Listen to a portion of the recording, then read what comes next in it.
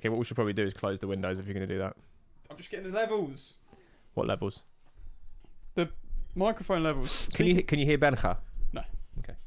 I can hear him, so Oh, your yeah, ears, you're hearing the something mic's good. not meant to pick him up. Talking to the microphone. Talking into the mic. Not around the 1, mic. 2, 3. Talk into the mic. Talk as loud as you're going to talk. Yeah, I want the mic in and around my face. There we go. There we go.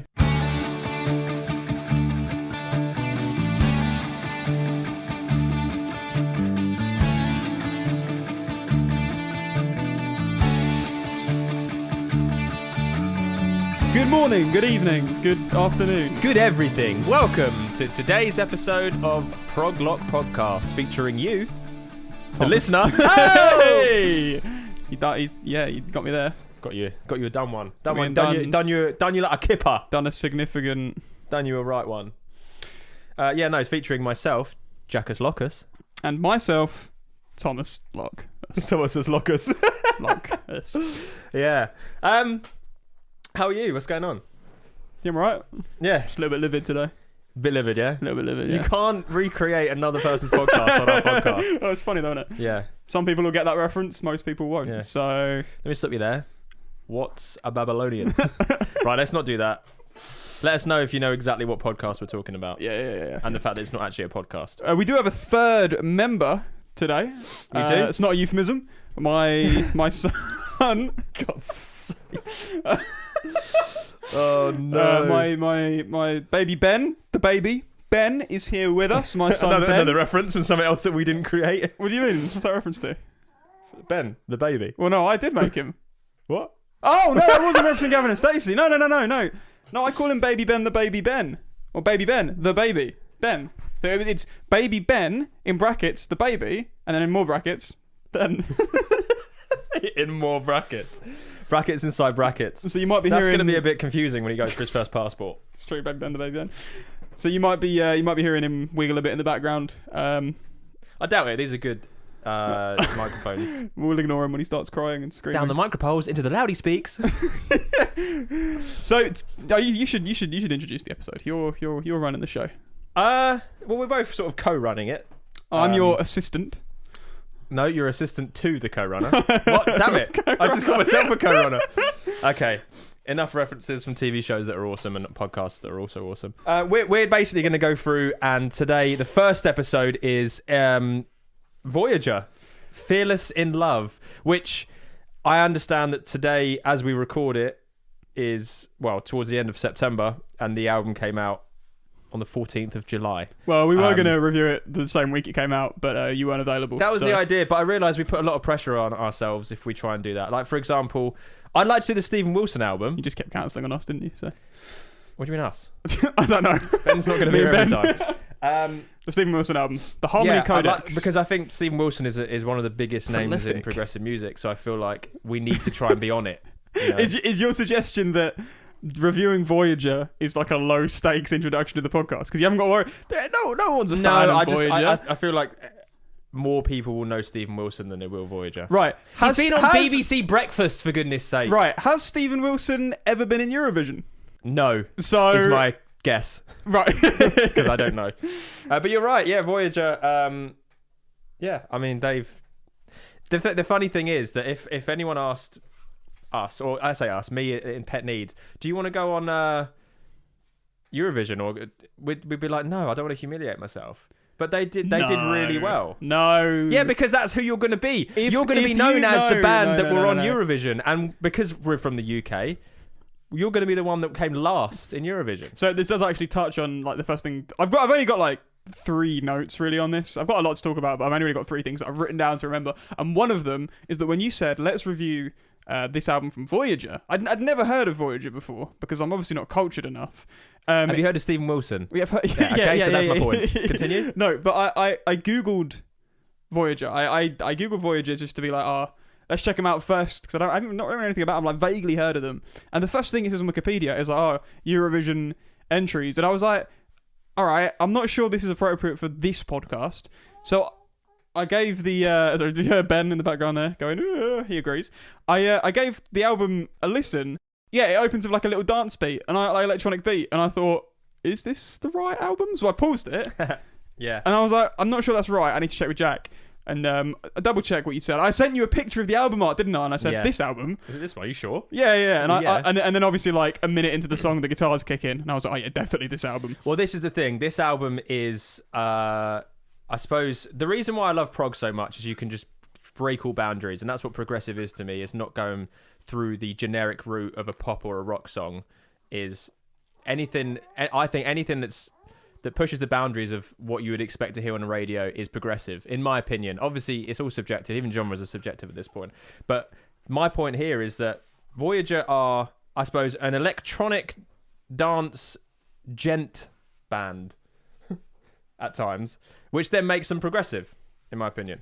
Yeah, I think it's a really good one to open this podcast with because it sums everything up. Exactly, because I listened to it and thought, is this the right band? And then as it went on, it was like, oh yeah, okay, this is different and kind of quirky. There's some like growling vocals in it. There's some really catchy pop melodies, all interspersed of like electronic dance music. Yeah, plus heavy guitars and really cool drumming, different offbeat stuff. And it's what 11. It's 45 minutes long. It's what 11 tracks. Yeah. So you go 45 minutes, 11 tracks. That's not really prog, is it? But then it is. You listen to it and it encapsulates the idea of progressive rock, where it's like we're actually taking a genre, we're mashing two genres together in a way that's really unique and makes it sound good. And there are key changes, but it's all wrapped up in this quite accessible sort of electronic metal style. Really interesting. So we mentioned also before that they did this, they went into Eurovision, and actually they submitted, I think it was Dreamer for 2022. Is that from this album?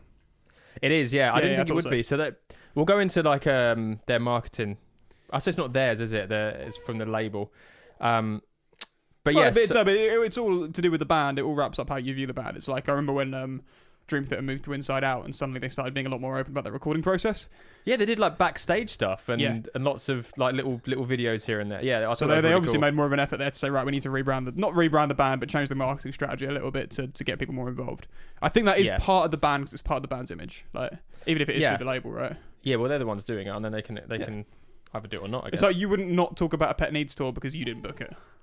Do you know what I mean? It's our tour. It's not really our tour. It's the label's tour. We happen to be headlining it. Yeah. So as far as I'm aware, so Voyager put through Dreamer, the song Dreamer, which I really like. It's one of my favourites from the album. And they came in second in their preliminary stage in Australia, I believe. So they didn't quite make it. Then they did Australian. Yeah, they are. Right, yeah. Australia isn't in Europe. Yeah, but they're in Eurovision. Yeah, but let's not go into that. Okay, I don't watch Eurovision, so I don't really know anything about it except for the fact that Sam Smith almost won, but Ukraine got in first because it's not Sam Smith. Who is it? It's not Sam Smith, Ryder. Is it? Sam Ryder. Yeah. Sam's pop music, Jeez. whatever. Anyway, that just proves basically, doesn't Ukraine it? Ukraine won because of the war and like everyone was good, which is good. You know, that's anyway, nice. That's uplifting international morale. It's not like anyway. Go on. Jesus. Did they have the best song though? It doesn't matter about the best song. Well, no.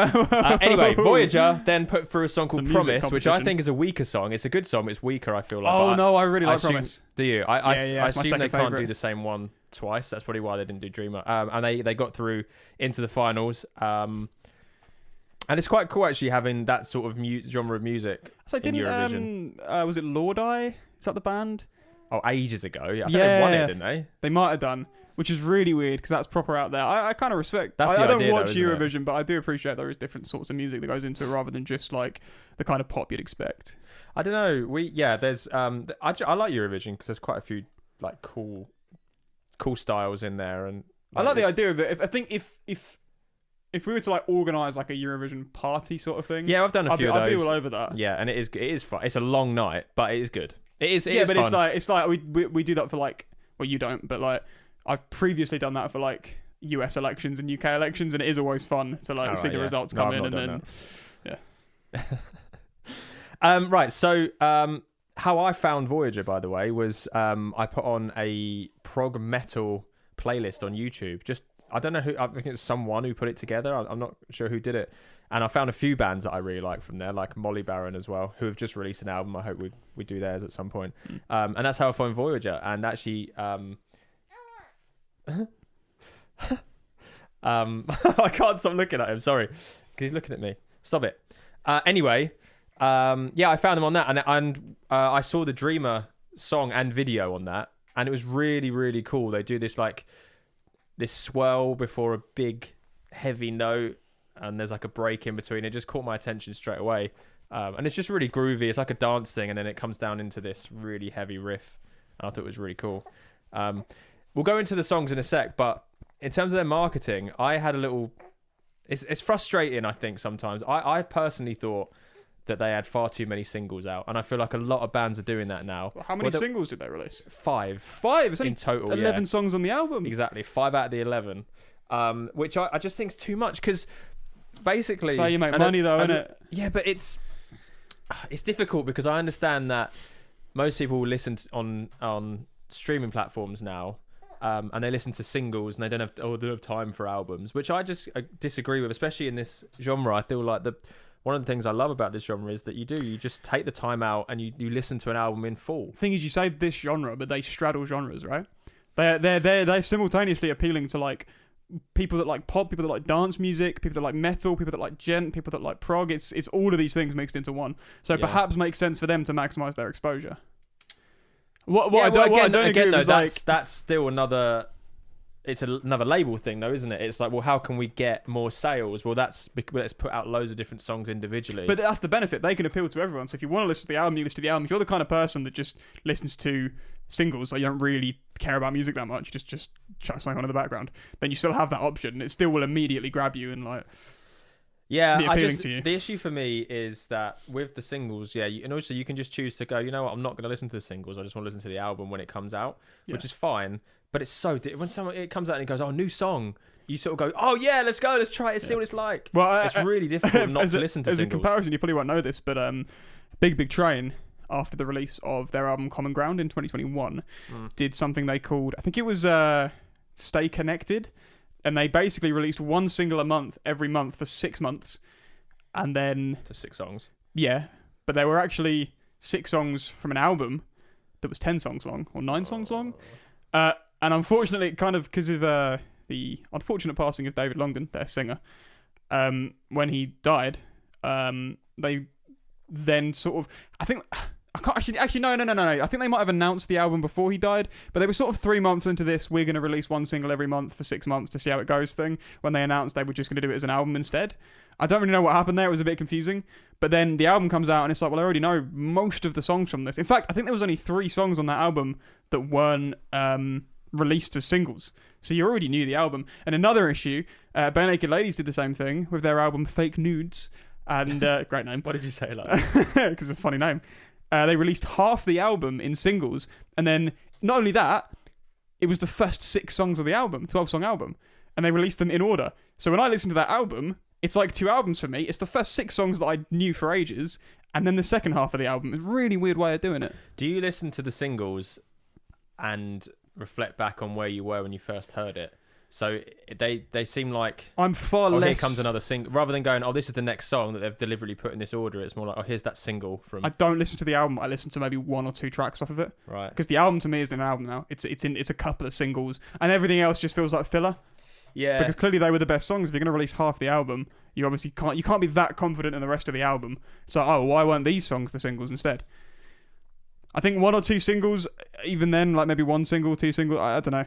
Maybe 1 single and a B-side, where the B-side is something completely different, but then, again, it's not... But it's all marketing, isn't it? You need to try and grab people's attention, which is a very, very difficult thing to do at this stage. Well, but at the same time, I don't mind a band, say, releasing 1 song separate from an album. Oh, not being on the album. Not being on the album, releasing, say, 6 singles over the course of a year because they haven't got the time or enough material to really work on, like, getting into another album, or they're spending ages working on the next album, which, as we know, is a very long process, especially for prog. I mean, it was this time last year that we were recording our completed tracks for the Round Window album 2 for drum recording in October, and now here we are 12 months later, and the album's not even out yet. I don't know. I found that a lot of bands are doing singles, and I personally don't like it, even though I know I could just go and not listen to it. But when it's there, you can't not listen to it. You get excited, and there's always a video with it, or there's some cool like single artwork, and it just draws you in. It does for me anyway. But then when I listen to the album, like I say, the first few times listening to the album, I go, oh, there's this song I already know. I'm almost tempted to skip the songs I already know. I always skip Invisible Monster on the latest Dream Theater album, View from the Top of the World, because it's a really good song, but I've heard it so many times. Yeah. The Alien is a better song, so I don't mind listening to that because it's the first song on the album. But Invisible Monster, I'm like, oh, it's this one. Yeah, I'll skip that. Because I listen to it more than anything else. Same with Gift of Music, to be honest, in The Astonishing. No, but the Gift of Music is one of the best songs on the album. It's true. But, bless you. Did you get that on you? A little bit. Yeah. Again. 3. Another one? You got another one for us? Do it on the mic. Sneezing milk everywhere. Do it on the mic. Don't do it on the mic. There he is. Oh, I didn't think he was going to do it. Oh, anyway. So moving on. So I personally think that that's my only really, not negative, but for me personally, I don't like that many singles. You've already heard almost half the album before it comes out. It makes the album release not as special. And like you say, you kind of go through and you almost want to, when you listen to the whole album, it's like, oh, I know this song. Give me the stuff I haven't heard yet. Yeah. And it ruins the flow. 100%. The band choose the order of songs because that's the way the listener is supposed to listen to it. Yeah. In that order from start to finish. And if you're tempted to skip it, you kind of lose the effect of the other songs that haven't been chosen as singles. Also, I don't like the idea of calling things singles and then album tracks. No, I've never liked that. But all songs should be as good as the next. It kind of reminds me of the trailer thing with films or TV shows where the director creates the film and is like very, very careful over like, where do things go? How do things pay off? What's like all these different rules, like whatever, Chekhov's gun, whatever. You think all of this stuff's in place to create like maximum tension, maximum drama, and then they give the film over to or footage over to a trailer editor who then just completely craps all over that vision and reveals things that shouldn't be revealed until the third act or whatever in the trailer and spoils the whole thing. Yeah. It kind of reminds me of that. It's like, well, no, the band probably isn't deciding what singles to put out, the labelers, and there might be a reason why the tracks are in that specific order. I think from my experience anyway, the band has complete control over what singles are released. It's just, I think the label will come and go, right, we want a single at this day, and then we'll do another one 2 months later, and then we'll do one here, and then we'll do one on release, and then we'll do another single with a video after the album's released. And it's just like trying, it's all about marketing, and you lose a little bit more of the, I know marketing is an art. You've got to sell records, haven't you? You have to sell records. Yeah, that's exactly it. Yeah, but I do agree. Well, yeah, but we need to market more than most bands because we need to get people to listen to us. Dream Theater, as far as I'm concerned, could just drop an album. Don't need to promote it. Yeah. Every single Dream Theater fan will be like, "Oh my god!" In fact, I mean, you still need to know it exists.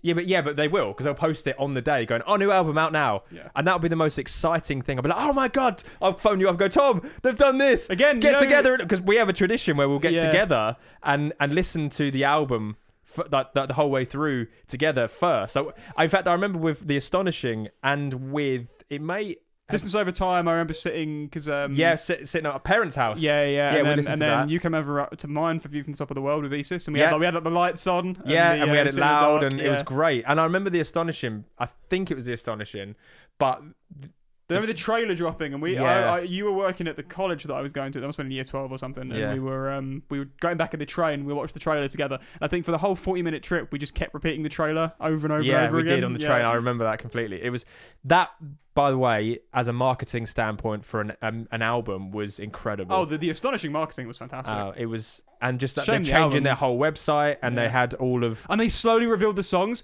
And I remember. It was is this podcast about Voyager? Sorry. Well, this is what happens. We're talking about Voyager specifically. I remember with The Astonishing, but first they were revealing it track by track, and they did the first 9 tracks, and we knew it was a double album. We were like, okay, 9 tracks on the first album. They're all pretty short, and they just kept going and kept going, and it was like, hang on, 15 tracks on side 1, and it was something like 20 tracks in the end. I think it was 20, and then it was like 14 maybe on the second disc. Second one, and I remember what the hell, 22 songs on the first disc. And then just kept going and going on the second disc. It was so exciting. And then just to see them go, the Rebel Militia. And they revealed the characters slowly. And they made you pick which side you were on. Yeah, and they had a bio for each character. And they released one character every so often on the website. You keep checking the website. Or was anything changed today? It was the best marketing I think I've ever seen for and they still do stuff. Like for the names of the latest album, View from the Top of the World, there was... they did all these codes and stuff that people had to yeah. crack just to get the names of the songs. They did an ARG. I remember for Distance Over Time, Untethered Angel. I think this is so nerdy. I think they encoded a download URL inside of a social media post, and you had to like download. You had to like download the picture from their website, convert it to a text file, find the bit of code that would reveal the URL, extract that URL, run it through some code thing, and then you'd get the URL for the single. Brilliant. Of course, as soon as one person figured it out, they put it on YouTube and then posted it all over the internet. Yeah, but that's fine because they're out of control of that. Yeah. That's up to people to do that. If people didn't want to do it, then but they would. They'd go like, I've done it first. Yeah. When you have a fan base, that theorizing is really, really good from a marketing standpoint. We should talk about the album we're meant to be talking about. The album, yeah. So going back to it, I just think I've got on my notes that I think it's very, very well mixed. Everything's so clear and crisp, and there's a lot going on at certain points as well, is. Especially with some of the layers of the keys and the guitars. Yeah. Everything. I mean, I'm a drummer, so I listen to specifically how the drums sound, and again, they're so well mixed. Just everything's so well mixed, which really helps. Like especially if the thing is about dance music and electronic music is that it's got to be so clear and crisp, and you got like all the trebles are really good, and the low end has to be really bassy. Oh dear. Do you want to break down a few of the songs? Yeah, go on. So I've got a few in order. There's a couple that I've put a few notes for. It starts with a song called "The Best Intentions," which is, first of all, everything's so positive on this album. And as soon as it starts, I thought it sounded like Devin Townsend. Is it really positive on this album? Musically, it does. It sounds really positive. I haven't looked into the lyrics. Lyrically, it's a little bit conflicted, though. Is it? I've not looked into the lyrics. I'll be honest. I don't tend to do that. I like slowly figuring them out myself while listening. There's some deep emotional stuff going on. Yeah. In those songs, yeah, for sure. Well, sonically, this is where I like to break stuff down anyway. I thought it sounded a lot like Devin Townsend. Yeah, a couple of the vocal bits especially, it's like full on like Devin Townsend stuff. One of the songs, which we'll get to, I have to basically see this person singing this song to not think it's Devin Townsend. Yeah. Because there's one song that sounds... in Submarine, Submarine, yeah. We'll get to that because I've got a lot to say about that song. But I think, Best Intentions is a really cool opening track. It does feel like an intro track to me. Like, it does stand well on its own, but I feel like I don't know if that would work anywhere else in the album. Yeah, sure. I think it's really good there. So the next one is Prince of Fire, which I think is really cool. Really heavy guitars in that. Incidentally, is their fourth single. I've got it properly bring in the heavy riffs. There's one really cool growl, and this is the thing I've got about growls. It's one word, isn't it? Yeah. And it really, because you're not expecting it, comes out of nowhere, like, oh. Yeah, it's something like, we're going in on this. Yeah, something goes, oh. Yeah, like yeah. It's like, whoa. That was great, and that's just before like, ding, ding, ding, ding. It's a really, really cool bit. It's kind of an intense setting song for me, where it's like the first song's quite poppy and it does have some guitar bits in it, but Prince of Fire it's like no, we're doing heavy stuff as well on this album. Like you're gonna get the poppy stuff, but we're going heavy. Track as well. It's sort of like that was quite nice, and you could say it sets the best intention for the album. Exactly. Whoa. Not just a pretty face. This is Jesus. Ultraviolet is the next one, which I've always been told I got a face for radio. Huh? I've always been told I got a face for radio. You have, yeah. Go on. Third song is called Ultraviolet. That was good. We spent like 5 minutes just talking about the album then. That was really good. Yeah, I'm really proud of us. We're now discussing the fact that we were talking about the album, hence, which is now means we're not talking about the album. God. Ultraviolet, which is the fifth single. I'm basically getting all these singles off of like the way that Spotify is. But I felt like it was offering again something different. So you've gone through different waves already on the third song. Wait, you listened to it on Spotify? I bought the album. I've got it as well. I've got it in the car. Oh, I didn't actually buy the album. You didn't need to say that. No, but I thought I'd raise it. So the way that I do it, and this is what there's a few prog artists actually out there that I don't get annoyed with, but it's sort of like, well, there's the whole thing of going against streaming services and stuff. You listen. If we're going to talk about the Voyager album at we've got like 20 minutes to close this off.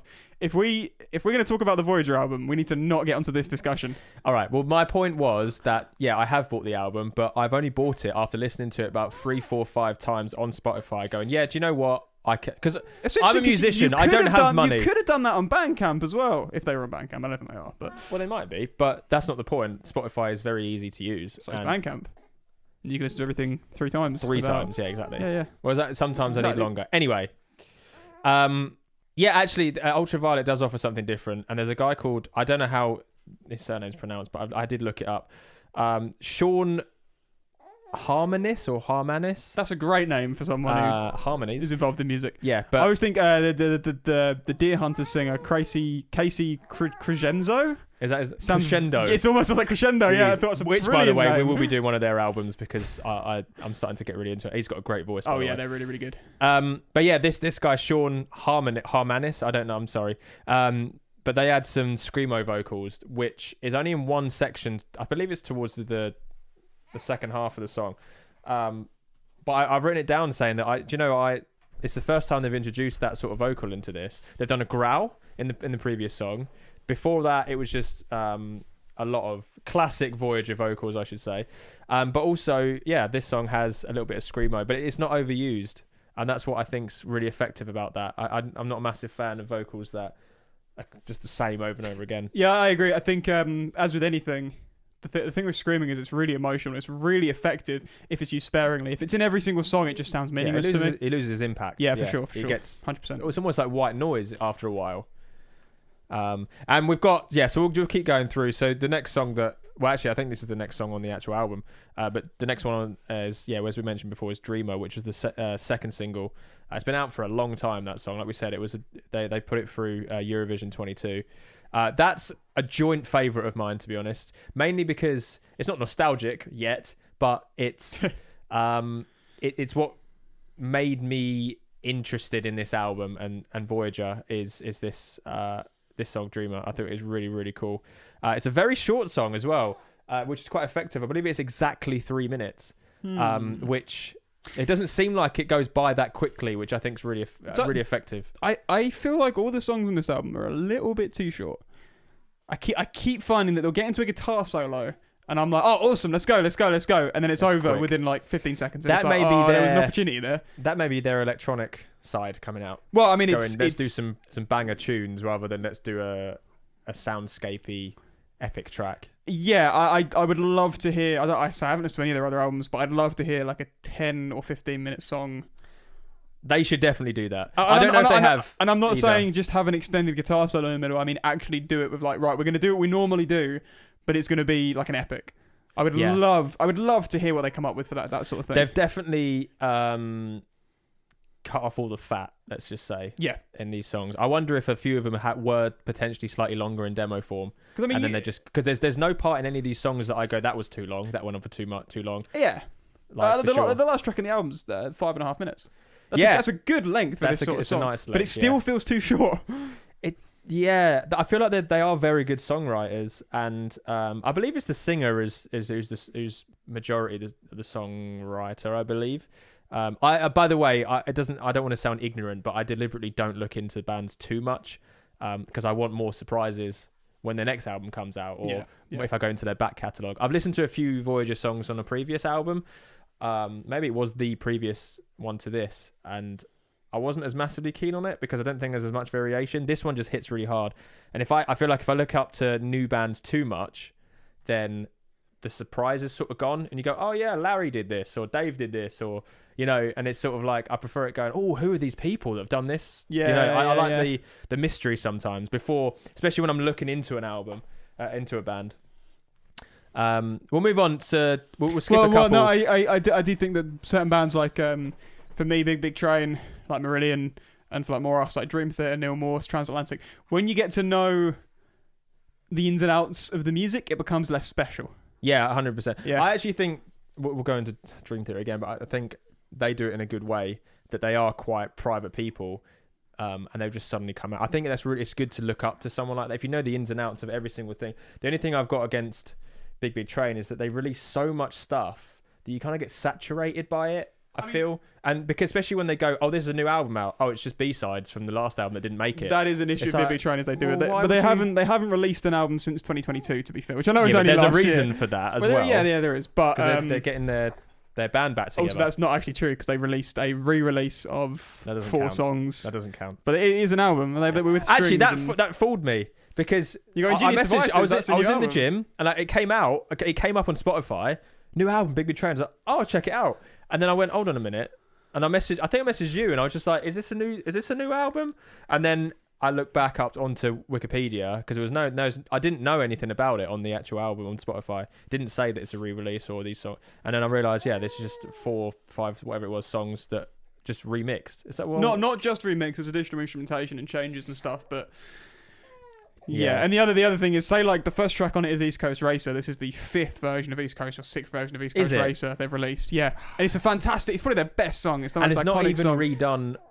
I believe it's not done with the new singer. It's David Longdon. It's David Longdon still, but they have re-recorded various instruments. They've re-recorded the drums and bass. They've added 24-piece string orchestra to it, but there's so many different versions of it.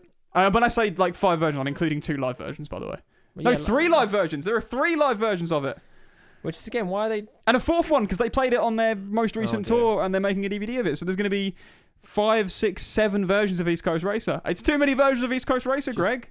Just do another song. East Coast Racer 2. It's a great song. Speaking of great songs, Submarine. Let's get to it. Oh, yeah. Best song on the album. I agree. It's probably joint best for me, just because of the power that Dreamer had. We skipped Lamenting, by the way. We did. I've not got much to say about it. I haven't got much to say. That's got very emotional lyrics. But that kind of blurs into the previous songs for me, that one. It's a good song, but I mean, it's as the others for me. I want to make it clear that if we're skipping over it, it's just so that we can get everything we want to say about the more important songs, I guess, or the ones that affected us more.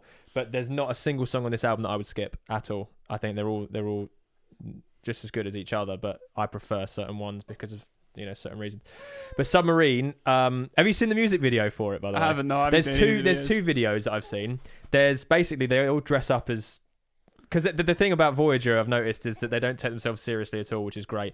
They just dress up as all of these... there's one as like a mermaid. There's one as a shark. The drummer's a shark. They're all in these costumes. They just play the song. It's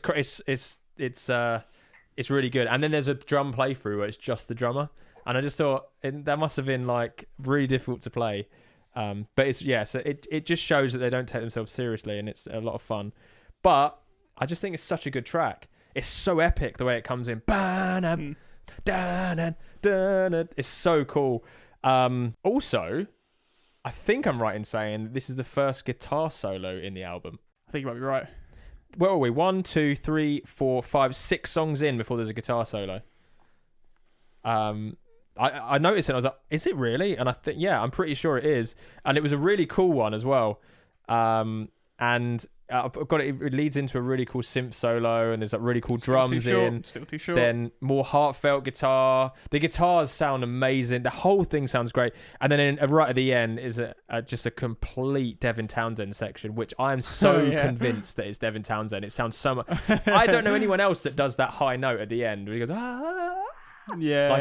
it's crazy. It's very cool. I thought that was for me. That's probably the best song on the album, but it's joint favorite because of, like I say, Dreamer, the way it came about. I feel like the first half of the album is really, really good. I feel like Submarine onwards, every song is just fantastic. Yeah, the whole album turns to me from Submarine. Those last 6 tracks, of the 5 tracks even, are just 6 tracks are I can count, are really, really good. And each one I listen to in succession, I'm like, no, this is my favourite. No, this is my favourite. No, this is my favourite. Yeah, that's good. But it starts with Submarine, which is why it probably actually is my favourite, because that is the turning point in the album for me, where it suddenly goes from being, this is a good album, to, wow, this is really good. Yeah, that, for sure. That it just sums up everything I like about Submarine, and it's just, I love it. It's so good. That'll be, that's the standout song on this album, for sure. Yeah. For me, especially. And it was also a single as well, which... In fact, I think I looked it up and it was their first single, and it was released exactly a year before the album was released, so 14th of July 2022. Right, nice. So their process was quite long. I wonder if it was because they were trying to do Eurovision as well. Maybe that's why it went a bit longer. Promise is the next one, which is their Eurovision standing, and I actually have here they finished 9th, which is actually really good for, I guess, a progressive band. How many artists are there? 9. Oh yeah, you don't watch it, do you? How many are there? There must be like 20. 25. I don't know. Oh, okay. So There's sort a of lot. Middle, yeah. It's definitely in the top half. Upper middle. B plus. C plus. Oh, and B also minus. there's something that we've already kind of spoken about. Prom. It's a really good one. It took me a few listens to get into it. It's single number 3, by the way. But there's a sub. I don't know if you heard it in proper like big speakers. There's a sub drop right at the end that is massive. Yeah, and no, I was like, wow. Yeah. And to be honest, this is my note. Just a really cool classic Voyager song. Yeah. I just think it's out of the album, it's like a standard throughout the whole thing, and it's also got like 1.3 million listens on Spotify, and the next one is like, I don't know, like 200,000 or something like There that. you go. That shows the power power of of Eurovision. Eurovision. Yeah. Yeah, that's exactly it. And they did so well to finish 9th. I'm really, really happy. We'll skip. Have you got anything to say about Twisted? I really like it. Again, that's another one I was listening to. Again, on the way. So I listened to the album again on the drive over, and that came on right as I hit the dual carriageway between like. Did it make you go fast? No, well, I thought I bet I'm gonna get up to speed faster than the guy behind me. Right. Hopefully, because otherwise I'll crash. Anyway, I stayed in third gear all the way up to 70 miles an hour. Felt really good. Love that 1.6 litre engine on the Hyundai 30. And love Greg, love a missus. Simple as. It felt really good. And that was a really good song to go from 30 to 70 in the space of 3 seconds in. So it wasn't 3 seconds. It was like 10 seconds. Hyundai i30, by the way. That's my Hyundai. Is that what it's called? Hyundai, yeah. Is that racist? Say it like that? No, I've listened to it. There was an advert on the radio. Yeah, but you're replicating a Korean accent. No, I'm not. No, you are. Can you please pronounce it Hyundai? Hyundai. Yeah. So 1.6 litre engine. Hyundai i30. Yeah. 2015 plate. Still fast in the BMW behind me. Which annoys me because it makes that whole scene in Friends where they try and go for the lottery, and Rachel's saying to Ross because he won't do buy a ticket or something, and they were just saying, Is this about Voyager? No, but it's like, oh, sorry guys, I can't make it. I'm just going to guess up the Hyundai. And I always used to go, Hyundai? But it's actually closer. This whole time you were wrong. Yeah. Song called Daydream. I put in here, the mix really shines. That is, to me, is like an epic from the get-go. That's yeah, for sure. I was cruising at 70 miles an hour in my Hyundai. For goodness sake. Hyundai E30. Oh no, I actually was going 50 miles an hour. E30. I dropped down to 5th gear. And then down to 4th gear, and the fantastic engine braking on the Hyundai i30. I put on here that allowed it's me very to clear. 50 miles an hour without touching the brakes. It's a really cool sing-along track. And I can imagine this song hitting hard live towards the end of a set. It's quite euphoric, and I thought it was set really, really cool. Even. Maybe. The next one's called Listen. We've got 2 left. I wasn't really listening when that one came on. Really cool drum and bass breakdown before the guitar off. Oh, the guitar off. Yeah. Guitar off. Yeah, so it goes between, I believe it's like 2 different solos, is that right? Yeah, I know what you're talking about. Which again is, I feel like it's the second, is this the second solo? There's not many guitar solos on the album, which is amazing because when they finally go into it, it's noticeable. And you go, yeah, this is great. I thought that was really, really cool.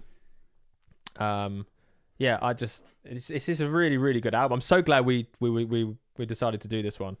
Then shout out for Gren. I don't know what that means. The final track. That is Fearless probably in my Love. second favourite. Fearless in Love. Really, really good. Really, really good closer. It's the longest song on the album, I believe. It's 6 minutes or 5.5 minutes. 5 and a bit, yeah. And just rounds everything off really nicely.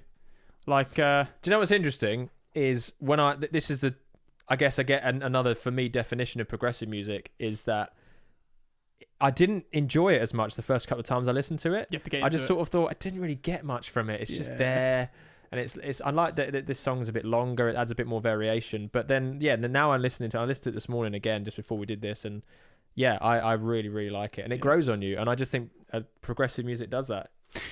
So I've got some closing thoughts.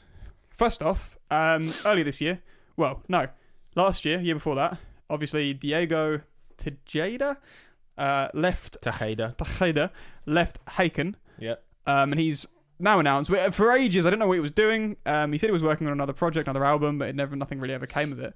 And then they announced Temic, which is him, Eric Gillette, a singer I've not heard of before, and a standing bassist. I'm pretty sure it's the 3 of them. Anyway, they released a couple of singles. I think there's a 4th guy that I'm missing. Anyway, they released a couple of singles, and they were kind of saying like, The point of this is to be an intersection drummer. between like, oh yeah, the drummer. That's true. Hello. The point is to be an intersection between like metal music and like electronic music, which is kind of what I believe Diego wanted in Haken. Yeah. I don't think it's what Haken wanted to do. So that's really interesting. Stuff like the Endless Knot by Haken definitely fulfills that. Anyway, they kind of present it. Little thing. Yeah. Really cool. It's so good. It's so good. So good live as well. Yeah, it is. Yeah. Anyway, they kind of announced that, and they're like, "Oh yeah, this is like a innovative, unique take on like prog and metal music." But listening to Voyager does it better than those two singles they've released to do it. So yeah, that's something I hadn't really. I didn't know this was a whole subgenre. It makes perfect sense to mix electronic music and metal music, and I think it is a thing that's been around for quite a long time. But it's very well refined in Voyager compared to what I'm currently hearing from Temic. But of course, I love Eric Gillette. I think Diego's a really good keyboard player, and it will be interesting to see how the whole album plays out.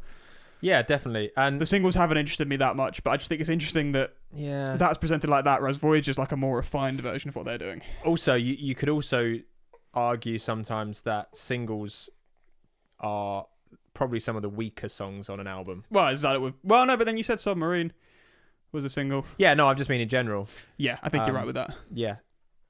Anyway, name one other Australian band that you listen to.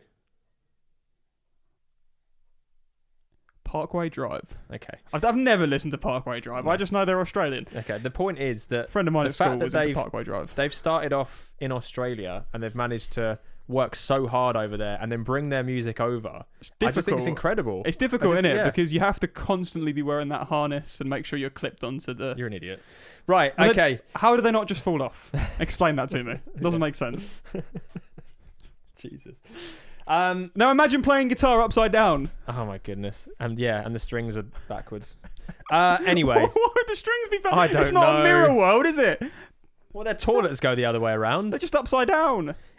That's not actually true. That's a myth. It's not actually true. What, they're not upside down? Yeah, no, it's not true. Okay. I thought we were just doing stereotypes. No? Okay. It's not stereotypes, is it? Well, it is. If we're doing stereotypes, I'd say, oh yeah, well, they get up in the morning, have to box a kangaroo. Say good day to everyone. Say good day, put another shrimp on the barbie, and be drunk all the time. So, I don't know. It's partly English as well. Anyway, rating out of 10 for this album. It's a 7 out of 10 for me, which is good. And to be clear, my rating system might be different to yours. 5 is average. Most albums would be a 5 for me. So a 7 out of 10 is a really good score. Okay. The only reason I say that is because I haven't felt compelled to listen to it outside of the purposes of like preparing for this podcast. Yeah. So it's not one that, obviously it's been a few weeks since we first said we'd do it. It's not one I've regularly returned to, but it's likely to grow on me. Mine would be 7.5. We're doing 0.5s. No, that's a rating out of 20, isn't it? Not 10. No, I'm going to do 7.5 No, out of 10. if it's a rating out of 10, it's out of 10. It's not out of 20, is it? I'm doing 7.5 out of 10. I'm doing reason for this, 73. 7 point... Gone. Okay, the reason for this God, that annoys me. If you say you're doing a rating out of 10, do a rating out of 10. It is out of 10. It's not out of 10. 7.5 Your out of 10. rating is 14 out of 20. Only in music. Nice. Time signatures. Yeah, no, I got it. Thank you. Okay. The reason I'm going to do 0.5s, and the reason for it is that I don't think it's quite an 8, and I don't think it's quite a 7. Okay, good night. No, there's not enough for me. There's not enough. This is an amazing album. I really enjoyed it. Very, very well mixed. There's not a single song that's skippable on it. I love the idea that they're bringing in different genres of music, and it really works well together. The reason why it doesn't quite get high enough for an 8 is just there's not enough variation in song lengths for me, and it's just like I don't get tired of it, but I feel like if you're going to do every song over between 3 and 4 minutes, it just limits the structure and where you can go with that. Why are you smiling? I just want to say that for me it's a 7 because it's better than a 6 but not better than an 8. we're doing 0.5s. I just feel like it's if I said 7, to me I'd feel like it's because we've praised it heavily on this. I feel like then you could have gone back on it. 8 is very close to perfection. So I put it halfway in between. Stop smiling at me. Yeah, it's not as good as a 7. It's better than a 7. It's not as good as an 8, in my opinion. And as soon as we finish the podcast, Ben falls asleep. Why couldn't you have done that an hour Amazing. ago? I would recommend this album if you like music Yeah. Cheers. So, brilliant. Thank you for listening. thank you for listening. We'll be back with another one soon. See From you me, Jackus Lockus. And me, Thomas Lockus. See you in At the next the next one.